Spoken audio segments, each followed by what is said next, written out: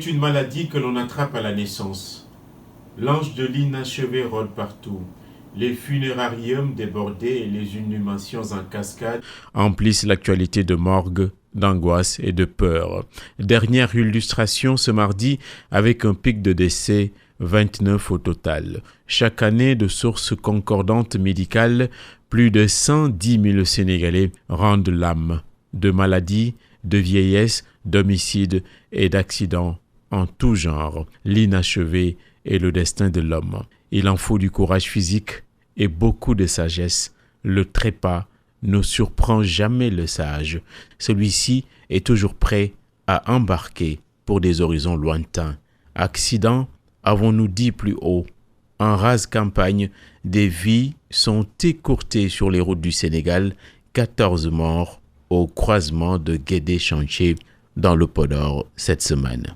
Entre 2017 et 2020, la sinistralité routière a fauché 3000 vies. La somnolence au volant, le non-respect des dispositions du code de la route, le laxisme généralisé, ces véhicules sortis du Moyen-Âge, le parc étant constitué de quelques 650 000 voitures, tous ces variants agrégés se sont métastasés dans la société sénégalaise.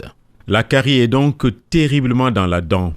Ministre le plus médiatisé par la force des choses, Abdoulaye Diouf Sarr ne dessert pas les mâchoires. D'après ses services, les accusations de trafic et de vol de matériel d'oxygénation sont diffamatoires et de nature à jeter le discrédit sur les efforts contre Covid.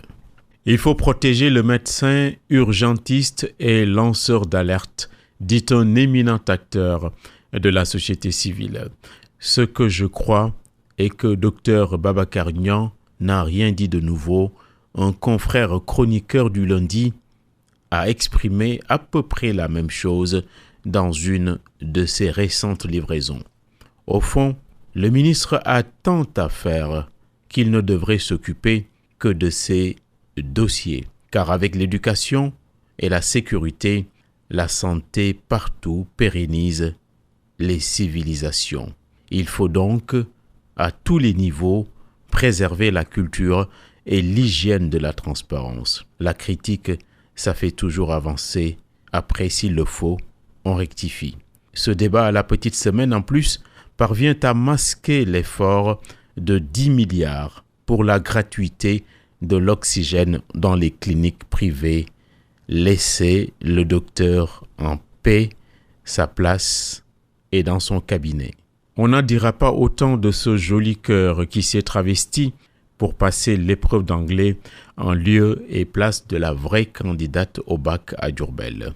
Hier, le juge a été romantique et clément dans son verdict. 1 semaine d'emprisonnement, un avertissement donc sans frais. Le jeune de 22 ans a agi, dit-il, par amitié. La fille explique quant à elle son absence par le surmenage. Il ne faut pas commenter leur vie privée. Mais la tricherie, la fraude, les usurpations tuent les sentiments. Ce qui les renforce par contre, c'est la probité morale et l'honnêteté. En effet, c'est par le sérieux et le travail que l'on réussit l'aménagement du territoire. Les Dakarois pourraient commencer à voyager à bord du TER à Noël. Gageons que la promesse sera tenue. Une nouvelle fausse alerte serait un désastre pour ce qui constitue l'un des projets phares du plan Sénégal émergent.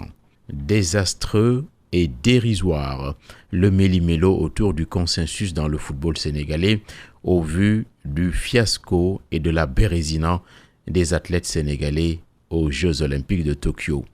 Il ne faut pas prendre 4 chemins. La vérité est que nos disciplines sportives, en général, sont en état de mort cérébrale. Il faut les ranimer d'urgence. La mort rôde partout. C'est le maître absolu, d'après le philosophe allemand Hegel.